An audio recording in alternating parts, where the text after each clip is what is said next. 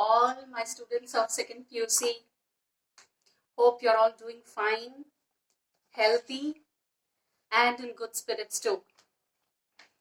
So today we'll be doing one of your lessons, of course. The name of the lesson is A Sunny Morning. A Sunny Morning. Written by Serafin and Joaquin Alvarez Quinter. So these are two authors. There are two of them here. So coming to the authors first, Serafin and Joaquin. They are Spanish writers, and I don't know Spanish, and I'm hoping that I'm pronouncing them right. The Serafin is pronounced as Serafin. The second one, that is Joaquin, is pronounced as Joaquin. Okay, Serafin and Joaquin Alvarez Quinter. So Serafin and Joaquin are the first names of the authors. They are brothers, so they have the same surname. And the surname is Alvarez Quinter. So these two are Spanish brothers, and they were very famous playwrights of the 20th century.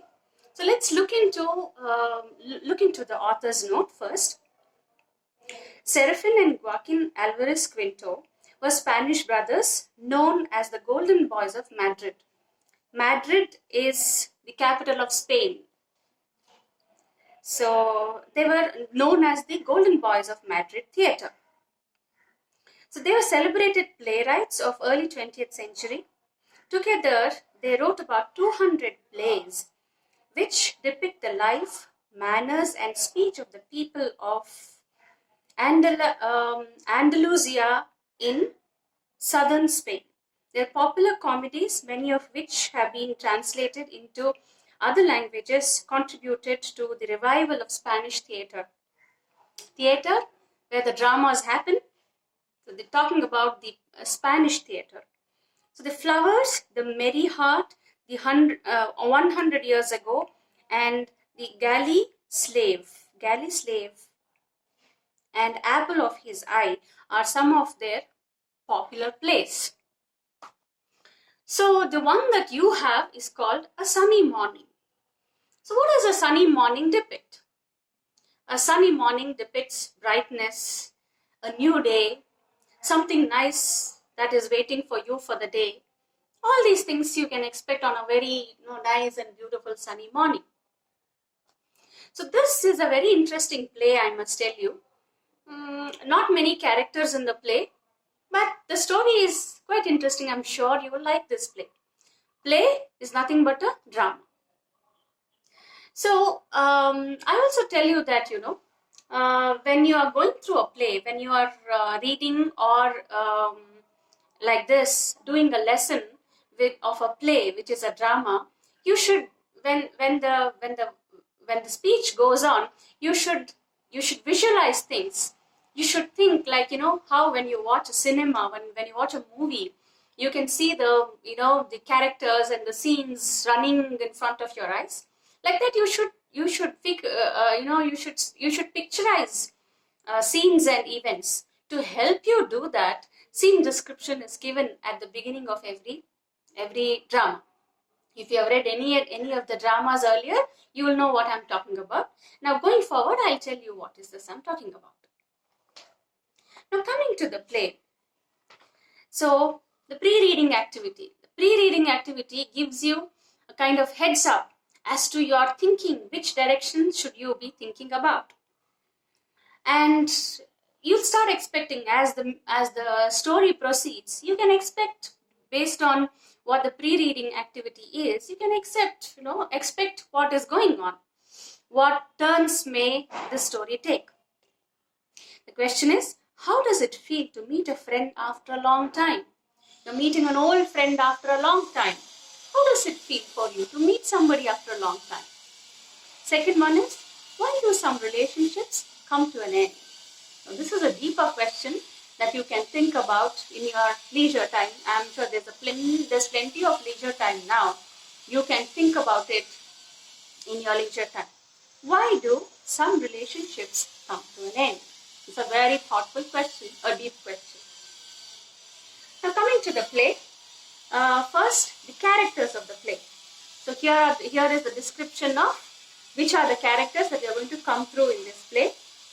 Donna Laura. Donna means Donna and Don. Don is like sir, Mr. in English. This is since they are Spanish writers, they have made use of some of the Spanish words.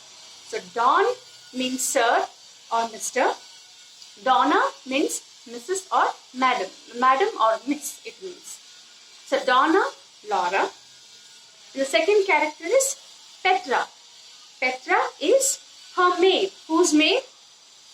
Laura's maid. Donna Laura's maid is Petra. The second character, the second important character is Don Gonzalo. Sir Gonzalo. And with him is Vanito. His name is Vanito and he is the servant to Mr. Gonzalo. That is Don Gonzalo. So, since it's a drama, this is the scene description that I was talking about a minute ago. So, this is a description given to you. When you watch a movie, oh, okay, there is the sun setting and the clouds forming and the rain it's starting to drizzle and, blooming of flowers and all those things. So, since you cannot remember, these are whatever you are reading as a lesson here is meant for the stage. This was not actually meant for you to read here as a lesson. This was meant to be enacted on a stage. And you must also remember that those days there was nothing called as your theatre. The theatre, now when you say theatre, you think of movies more. Whereas then there were no featured films. That is the movie which is recorded. So these dramas used to be the pastime and entertainment for people. So this is meant for that purpose, to be enacted on the stage over there. So for the viewers, for the spectators of the drama, the spectators who have come there to view this drama, for the convenience of them, there is a brief description of what the scene is all about. Where is it set? What is the atmosphere over there? Is what is given in the basic description of the scene. So what is the scene? A sunny morning in a retired corner of a park in Madrid. Madrid, I told you, is the capital of Spain. And this scene is in a park. In a park at Madrid. And a sunny morning. See, the story itself happens in the morning, a very beautiful sunny morning. And this is the corner of a park over there in Madrid. Autumn. Autumn is the season. A bench at right. So there is a bench that is there in the park. Donna Laura, a handsome, white-haired old lady of about 70. So, see this description. Donna Laura is a lady and she is described, how is she described?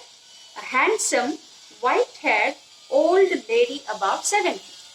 So she is a white-haired, okay, that's simple to understand, handsome. So why do you think the word handsome is used to describe a lady? I'm sure you know that the word handsome the word handsome is usually used to describe a gentleman.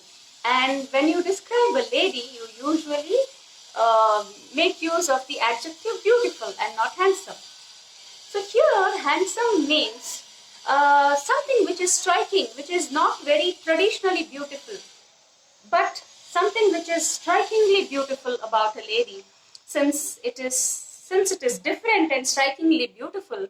See, this description is, the descriptionary word that's used is handsome. So a lady about 70, refined in appearance, nice in appearance and, refinement in appearance.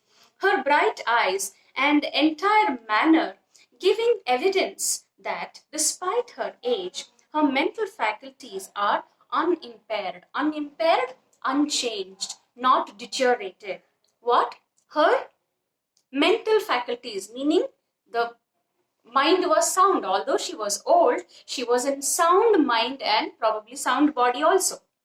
Enters leaning upon the arm of her maid. So this lady enters leaning upon the arm of her maid. She's with her maid with the help of the maid. Maid Petra. In her free hand, she carries a parasol. Parasol is an umbrella that is colorful, which serves as a cane. Cane, C-A-N-E, cane is a stick. So like a walking stick. She's holding an umbrella, a colorful umbrella, like a walking stick, and she's coming. So Donna Laura, what does she say? I'm so glad to be here.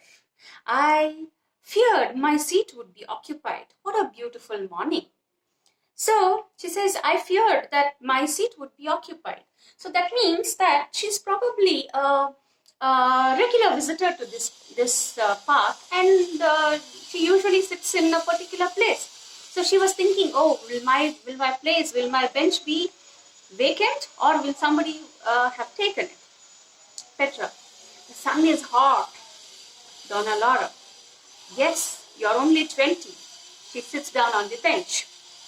Oh, I feel more tired today than usual. Noticing Petra, who seems impatient. Go if you wish to. Chat with your guard. So what happens? She comes to this garden, to this park, and she finds it, it's beautiful, such a beautiful sunny morning. And she says, she comes and sits over there.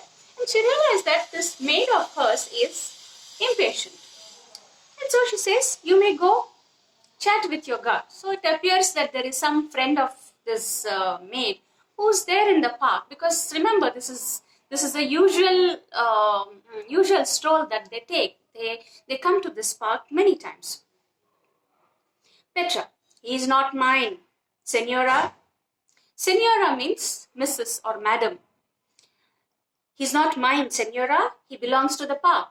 So she's talking about this, probably the guard in the park. So this maid has become friends with the guard in the park, and the old lady says, okay, go and talk to your friend. So Donna Laura, he belongs more to you than he does to the park. Go find him, but remain within calling distance. He says, okay, so it looks like they are more than friends. So he says, he belongs to you more than he belongs to the park. So go and find him, but be somewhere around where you can hear when I call you. Petra, I see him over there waiting for me. Look, see, he's there right away. Donna Laura, do not remain more than 10 minutes. Come back in 10 minutes, she says. Petra, very well, Senora. Walks towards right. So that means she is exiting the stage from the right side. Donna Laura, wait a moment. Petra, what does the Senora wish? What does Madam wish? Why did you stop me? Donna Laura, give me the breadcrumbs. Petra, I don't know. What is the matter with me? Donna Laura, smiling, I do. Your head is where your heart is, with the guard. So what has happened is, the lady, Laura, has brought some breadcrumbs to feed some birds here. So these breadcrumbs are held by this maid, Petra, and she forgets to give when she goes to meet the guard. So she says, give me the breadcrumbs that you brought. She says, what's wrong with me? How can I forget to give this to you? So Laura says, your head is, what's happened to my head? Your head is where your heart is, with the guard. So your mind is with the guard, so you forgot to give me the breadcrumbs. Petra, here, Senora. She hands Donna Laura a small bag. Exit Petra by right. So now on the stage, there's only Laura here. Donna Laura, adios, bye-bye. Glances toward 3 at right. Here they come. They know just when to expect me. She rises, walks towards right, and throws 3 handfuls of breadcrumbs. These are for the spirist. These are for the gluttons. And these are little ones which are the most persistent. Laughs. She returns to her seat and watches with a pleased expression the pigeons feeding. So she had brought these breadcrumbs for the pigeons, and she's giving the pigeons the crumbs. So she has done this so many times. It's a usual ritual for them to do. And she's done this so many times that she knows all the birds over here. And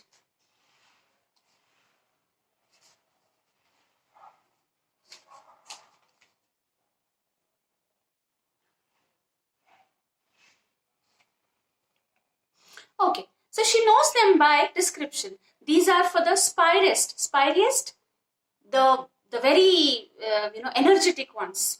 These are for the gluttons. Glutton, one who eats very fast, and one who doesn't get satiated of eating. And these are for the ones which are the most persistent. I want, they keep on eating. They come and take again and again. So that big one is always first. I know him by his big head. So she even can identify one bird from the other. So now one another, now two, now three. That little fellow is the least timid, not at all timid. I believe he would eat from my hand. That one takes his piece and flies up to that branch alone. He is a philosopher. See how she describes the pigeons. So there's one pigeon which picks up the breadcrumbs and sits on the branch of a tree and eats by himself, thinking. So that's why she calls him a philosopher. But where do they all come from? It seems as if the news has spread. Ha ha, don't quarrel. They are all fighting to eat. Just don't quarrel. There's enough for all. I'll bring more tomorrow. Don't worry, there's plenty of breadcrumbs. Don't fight, don't quarrel. You all eat peacefully. So then what happens? When this is the scene, she's feeding the pigeons. So then at that time, enter Don Gonzalo. Sir Gonzalo enters. And Vanito from left. Vanito is his servant. Don Gonzalo is an old gentleman of 70, gouty and impatient. So this is an old gentleman too. So gouty meaning, having some kind of a problem with your joints. Gout is a disease which gives pain in the joints. So he is gouty and impatient. He leans upon Vanito's arm and drags his feet somewhat as he walks. So he is dragging his feet and walking. So both of them are a little weak, old, and not able to manage by themselves totally. So both of them have their own respective maid and servant with whom they come. Don Gonzalo, idling their time away, they should be saying Mass. Vanito, you can sit here, Senor. There is only a lady. Donna Laura turns her head and listens. So he's talking about somebody who is over there. There are some priests. So Don Gonzalo comes and he wants to sit in another bench next to the bench that Laura is sitting. So he sees that there are some priests sitting on the bench. And he says, what are these people doing, idling their time here? They should have been in the church doing some praying, idling their time away. They should be saying Mass. Mass is the prayer that is said in the church.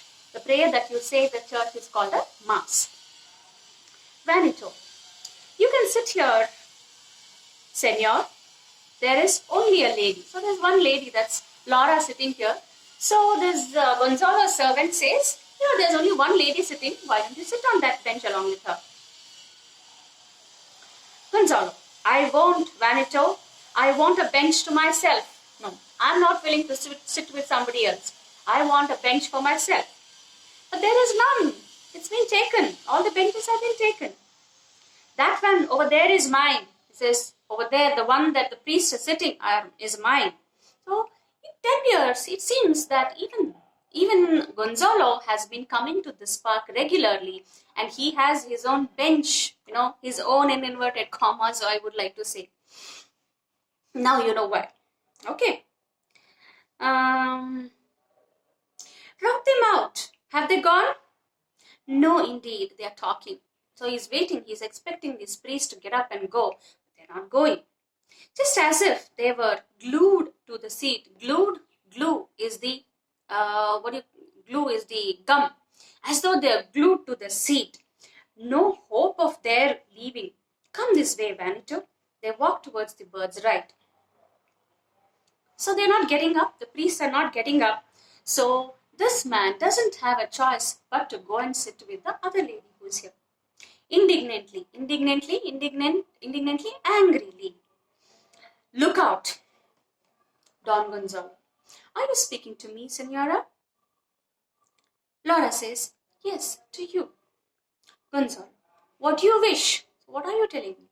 Laura, you have scared away my birds who are feeding on my crumbs. I have brought breadcrumbs and I am feeding the birds, and you are chasing them away. You are